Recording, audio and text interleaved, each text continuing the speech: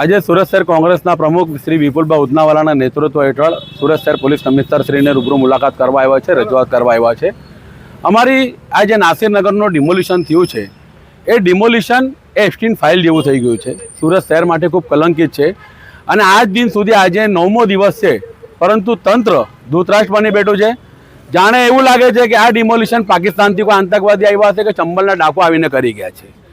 પોલીસની હાજરી છે, સુરત મહાનગરપાલિકાના જવાબદાર કર્મચારીઓની હાજરી છે।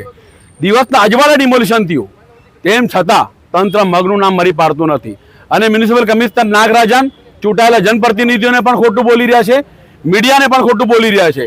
અહીં સુધી કે જે જયંગ જીવન રામજીવાલા કાર્યપાલક ઇજનેર છે, જે સૌથી મોટો આમાં કટકીબાજ છે, ભ્રષ્ટાચારી છે, એણે મીડિયા સમક્ષ કીધું કે સુરત મહાનગરપાલિકાએ ડિમોલિશન નથી કર્યું।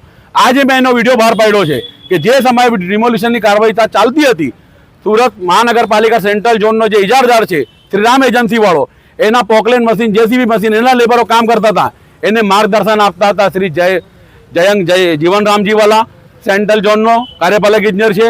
જે આઈડીડી વિભાગનો કાર્યપાલક ઇજનેર છે સુજલ પ્રજાપતિ, સેન્ટ્રલ ઝોનનો ડેપ્યુટી ઇજનેર છે અર્પણ પરમાર, અને જે સેન્ટ્રલ ઝોનનો શહેર વિકાસમાં જે આસિસ્ટન્ટ ઇજનેરો છે, જેમાં મોનિક ગઢિયા, નરેશ ગલચર, જેનિસ પટેલ, ઋષિકેશ પટેલ અને એમની સાથેની જે ટીએ અને સુપરવાઇઝરોની ટીમ છે, જેમાં મહિલા કર્મચારીઓ પણ હાજર છે, એવા 25 જેટલા કર્મચારીઓ હાજર થઈને એમ રોડની માપણી નહીં કરતા હતા, પરંતુ ગરીબોના ઘરને ટાર્ગેટ કરતા હતા અને ડિમોલિશન કરાવતા હતા।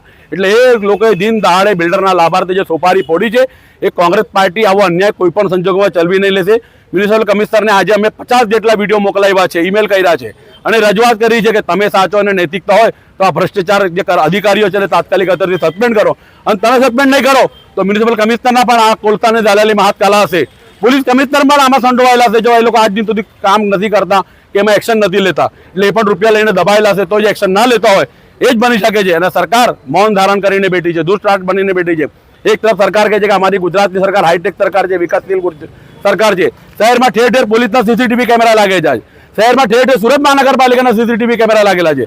દિવસના અજવાળા આટલું મોટું ડિમોલિશન થઈ ગયું, 100 પરિવારોને ઘરના બે ઘર કરી દીધા અને તંત્રનું પેટનું પાણી નહીં હાલે, ત્યાં જાડી ચામડી અને તંત્ર ડાયનોસરની ચામડીને પણ શરમા એવા થઈ ગયા છે।